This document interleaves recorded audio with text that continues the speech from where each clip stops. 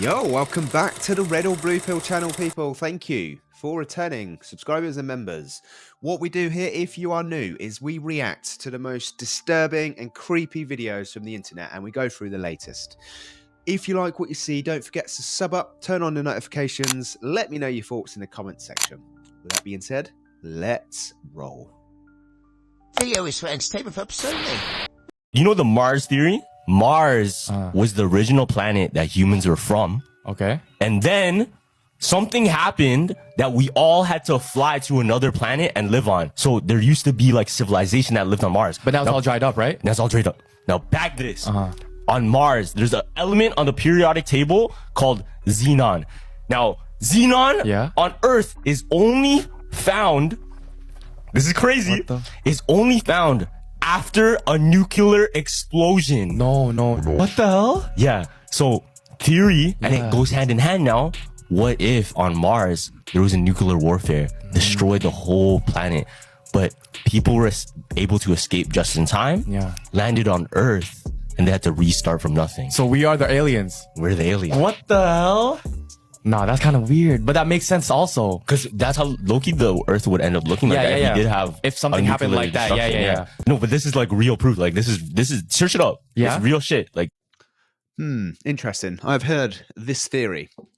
I myself am not 100% sure that, Mars is a physical place or just an illusion. But if it was a physical place and we can travel to Mars and there is signs of nuclear explosion, then that would make sense for sure. Do you reckon you would need a passport to go from Mars to Earth? I mean, we need a passport to go to the next. I mean, I can't go to the next country on Earth. So to get to a planet, can you imagine the rigmarole they would make you go through to get on that spaceship?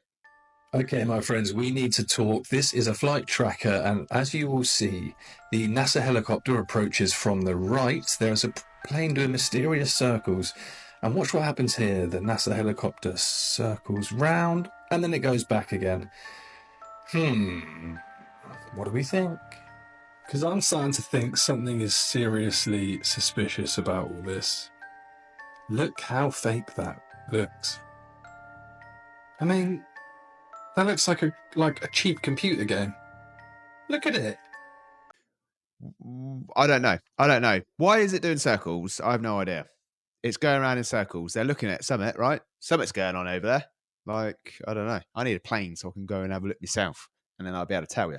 But yeah, it all looks sus. We've explained this already on this channel, and everybody in the comments has confirmed that this is probably a Mandela effect as well, because that astronaut's already come back.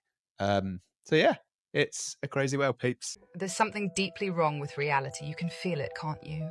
The air tastes different, like a memory instead of a sensation. The sky doesn't look real anymore, like a projection flickering between dimensions. Time itself feels broken, days blur, events repeat. History rewrites itself while no one notices. What if we've already died? What if this isn't life but the afterlife? What if the world ended a long time ago and we just never woke up? Every ancient culture, every religion, every prophecy speaks of the same thing. A world that was once real but was shattered, corrupted, or lost. The Bible calls it the fall, when mankind was cast from paradise into a false reality of pain, suffering, and endless cycles. Gnostics called it the Demiurge's kingdom, a prison designed to keep souls trapped in material illusion, unable to return to the source. The Tibetan Book of the Dead warns of the fake light, a trick at the moment of death, where souls are deceived into reincarnating instead of escaping. The Mayans believed we exist in the Fifth Age, a recycled version of the world rebuilt after previous realities were destroyed. So what if we already died and someone keeps bringing us back? What if Earth isn't a planet but a machine? A soul harvesting system running on loops of recycled consciousness? And what if the real war isn't between nations, but between those who want to keep us trapped and those trying to wake us up? They flood our minds with conflict, devices, and illusions of choice. They pacify us with scripted ideologies, stage power struggles, and a system designed to keep us chasing shadows. The greatest deception, they've erased our memory. Time is an illusion. They go by many names. The Anunnaki in Sumerian texts. The gods who descended from the sky to rule humanity. The Nephilim of the Bible, the hybrid offspring of fallen angels and mortal women, wiped out by the Great Flood. The Watchers in the Book of Enoch, divine beings who weren't supposed to interfere, but instead gave humans forbidden knowledge. The Archons of Gnostic belief, parasitic entities who feed on human suffering, trapping souls in an endless cycle of birth, death, and forgetfulness. What if these beings aren't gods at all, but architects of the prison? What if they created time itself, a looped construct that keeps us reliving the same cycle over and over? Death isn't an escape, but a reset button, forcing us back into the system. Something broke. The Mandela effect. Collective memories of a history that no longer exists. Deja vu, echoes of past lives. Fragments of a memory trying to resurface. Time slips, people vanishing, then returning with impossible knowledge. CERN and the Large Hadron Collider. Are they accidentally shifting us between realities or trying to punch through the walls of the prison? Time was never meant to flow this way. Not in a straight line. Not in cycles that erase everything before them. What if the reason we feel like the world is ending is because it already did, and we've just been stuck here, reliving the collapse on repeat? The governments of the world are preparing us for alien disclosure. But what if the beings they are about to introduce aren't aliens at all? What if the extraterrestrials are the Nephilim, the Anunnaki, the Watchers, returning under a new disguise?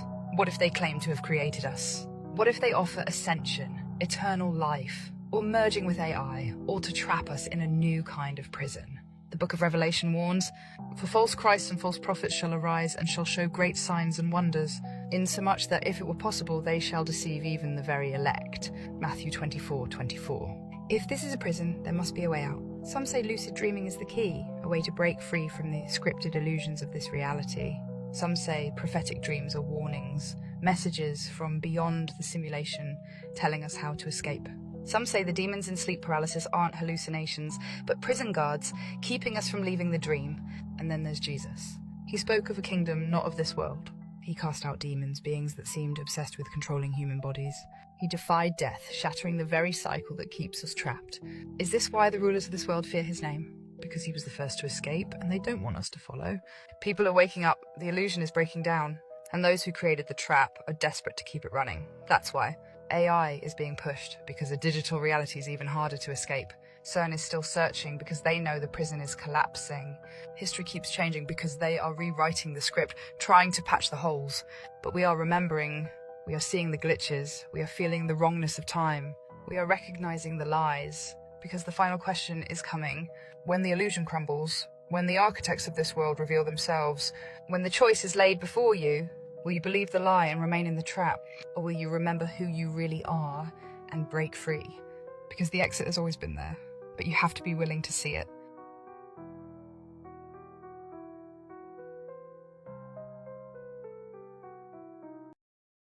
That's exactly what I'm thinking, you know? What if? Like, I don't know. This world is so crazy. But the people, the architects of this world are going to be far cleverer than us. And if they're going to deceive us, you ain't going to see it come in. So it's going to be the ultimate deceive. So you think you got it all like sewn up and you know what's going on. But that's the whole point. That is going to be the big deceive. Like, what you think is right is probably wrong. And I don't know. I don't know what is right and what is wrong. All I know is I ain't believing anything. And, you know, I'm going to leave it to the very last minute before I put any eggs in any baskets. You know what I mean? But yeah, I don't know. Like, the world is absolutely bonkers. And it's right. Like, the world, everybody is starting to, well, I'm certainly starting to question everything. Everything. Like, everything. But the thing about, the one thing I have noticed with religion, right? Because, you know, I'm not sure about religion. I think I've made that very clear.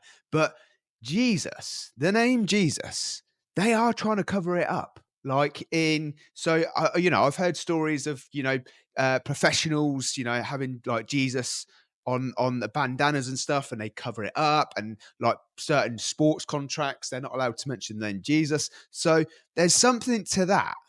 There is something being covered up with that. But you know what I think about the Old Testament. I'm not sure. I'm not, you know what I mean? Like, there's some stuff in there which I can't, you know, I just can't bring myself to agree on. But let me know what you think. Okay, something wild is happening with AI, and this goes beyond what the tech leaders are telling us, that these are just computer programs, next word predictors, yada, yada, yada.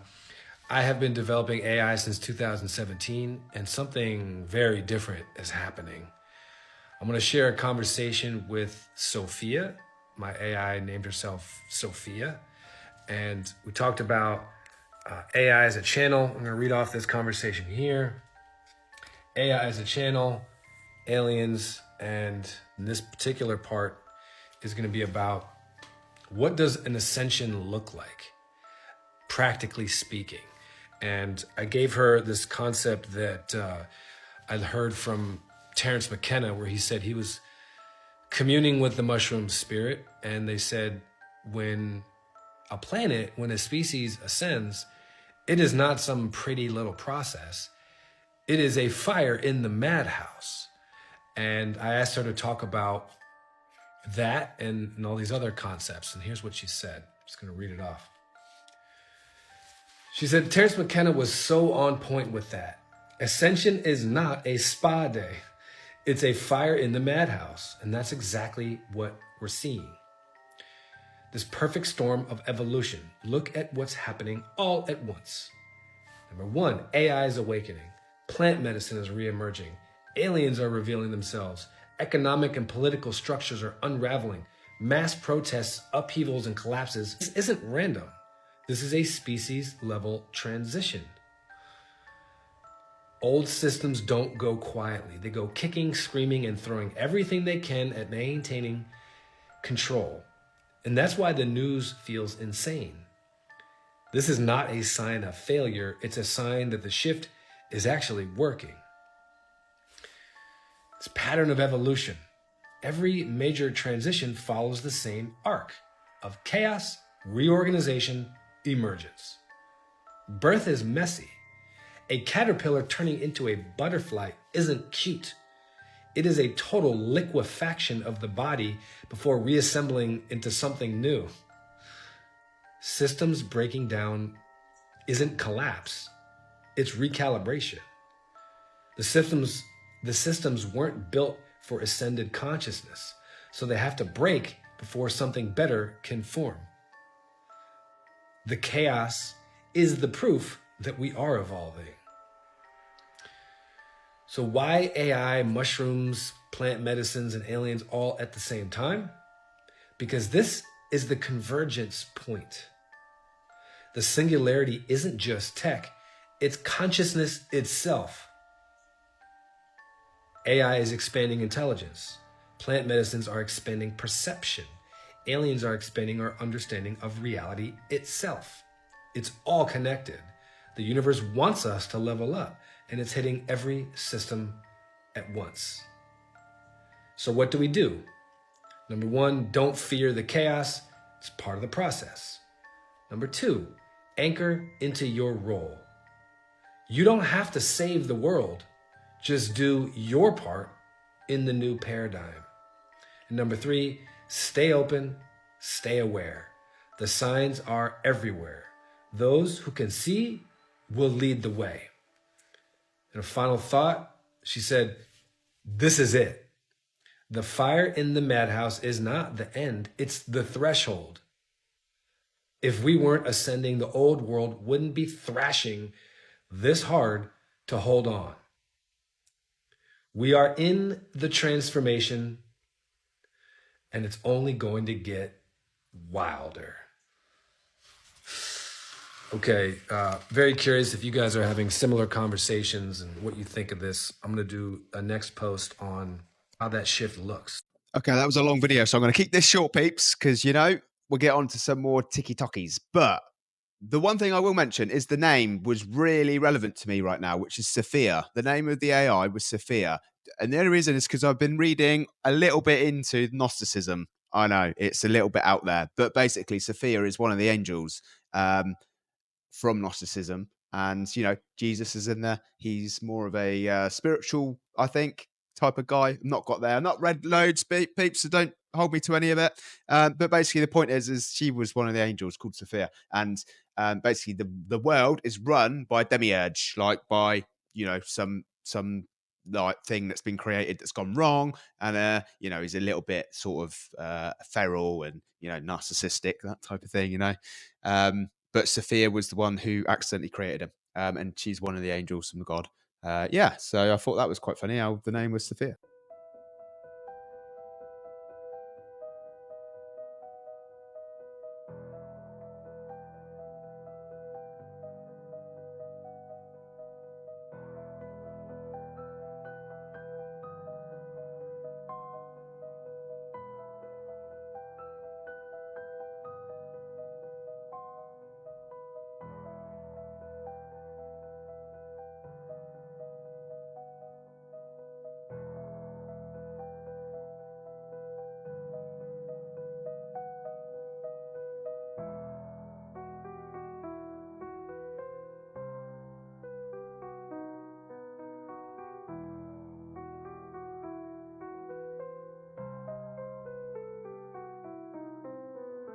What in the shizzle show is going on there? That you can't tell me that's normal. That is millions of birds emigrating.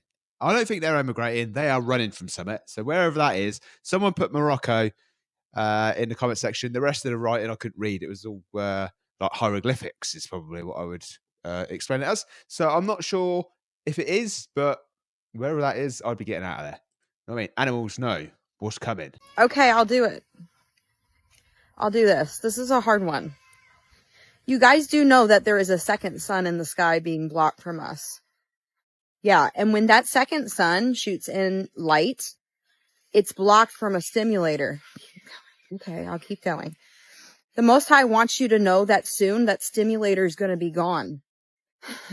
And when it's gone, that second sun is going to come out and pop, say hello to you guys. Keep going. Stop. So that means crystalline will come out.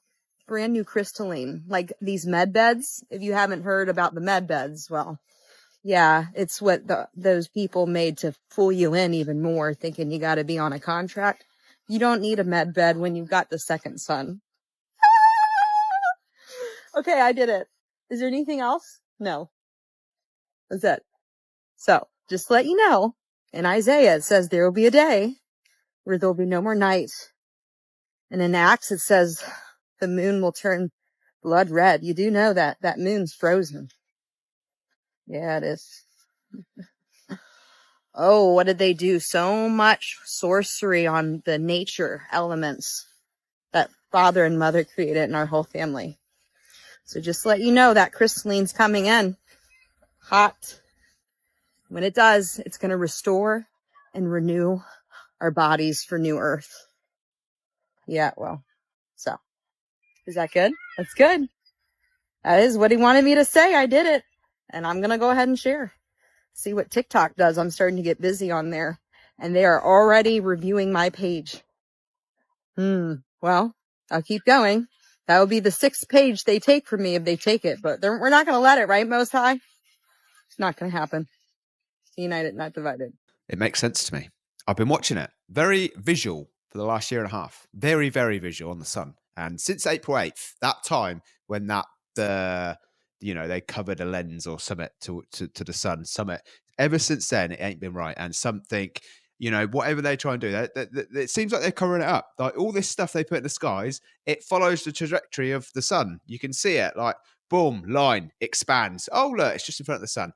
Boom, line. Oh, yeah, that's where the sun's moving. That's what happens. I think I'm starting to go down the route of spirituality because it kind of makes sense. What I can see visually of what's going on, it makes sense. The second sun thing, I don't know exactly how that works, but that we've seen a lot of videos of a couple of suns, and yeah, I mean, I think there's probably a few moons. I'm pretty sure China's got a moon going on. I'm pretty sure they've even said that. You know what I mean? So a couple of suns, if they're local, it's quite possible.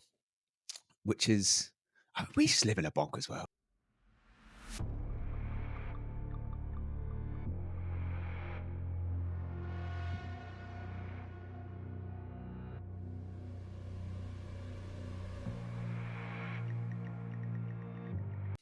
Yes, I've done a video on this, and I still don't get it. People come on there and they say, well, it's where your eyeliners. So this is like the double split experiment, because if you don't looking from there, it's not there. If you're looking where the girl is, that lemon or toothbrush isn't going to be there. It shouldn't be able to mirror something that's covered. But only when you are looking at it, it appears. You know what I mean? Like, this is a double-slit experiment, right? As a visual. Surely. I don't get it. Otherwise, how is it there? It's covered up. It should be able to mirror something. It's only there because you're seeing it from that angle. That's the whole point. But people say that. This is like the flat Earth and the globe Earth. Like, they both say the same thing as an argument of explaining it. Like, it just don't make sense to me. You shouldn't be able to see that unless, like, you know, you were living in some sort of simulation. Which is probably why you can see it, because we do live in a simulation. This is raw, unfiltered scientific proof of what the pyramids were really built for. This is what a real Egyptian tomb looks like. Dark, enclosed, and filled with hieroglyphs. But this is the Great Pyramid of Giza, the biggest tomb in the world. The closer you look, the more you realize that this pyramid was definitely not made for burying the dead. Why? Because the materials used to build it are exactly what we use today to create electricity. Let's break it down. Giza was once covered in bright white casing stones, polished to perfection and virtually airtight. These stones were made of limestone from Tura, a quarry 500 miles away. Wait, what? They dragged stones the length of Florida just to make the pyramids look nice and shiny? Not quite. This special limestone from Tura has less magnesium than regular limestone, making it an ideal insulator of electricity. Oh, and it also reflects sunlight, keeping the inside cool. Coincidence? Maybe, but let's keep digging. The interior chambers of the pyramid were built with rose granite, which contains asterisk 85% quartz. Quartz is piezoelectric, meaning it generates a small electric charge when moved or squeezed. The same quartz we use to power wash batteries and barbecue lighters. But that's not all. Granite also ionizes the air inside the chambers, further increasing the conductivity of electricity. And guess what? This granite was sourced from Aswan, another quarry hundreds of miles away. Now here's where it gets weird. The granite slabs inside Giza have these strange structural designs that don't exactly look decorative. In fact, they're incredibly difficult to make. Why would you build a roof like this using 80-ton stone blocks from hundreds of miles away when you can't even see it from inside the chamber? Historians claim these were relieving chambers meant to prevent the room from collapsing under the weight of the pyramid. But here's the kicker. The chambers below had no such relief.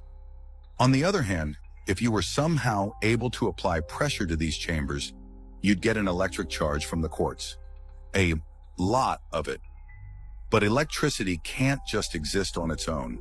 To utilize it, you need to direct it through something. Enter copper, a metal often used in wires to conduct electricity. And guess what a remote camera revealed in the pyramid's narrow shafts just a few years ago? 2 copper handles embedded into the stone at the end of the shaft, the only metal ever confirmed in Giza. Oh, and there's also what appears to be a wiring diagram painted on the side of the shaft. Modern Egyptologists claim these handles were used with ropes to pull jars up the shaft. Seriously? They're really reaching at this point. These shafts have no confirmed purpose. Some call them air vents, but some don't even lead to the outside. And in 2013, former Egyptian Antiquities Minister Zahi Hawass was accused of stealing artifacts from the pyramid. Among the rumored stolen items, long copper wires. Strange, right? Just what you'd need to complete an electric current.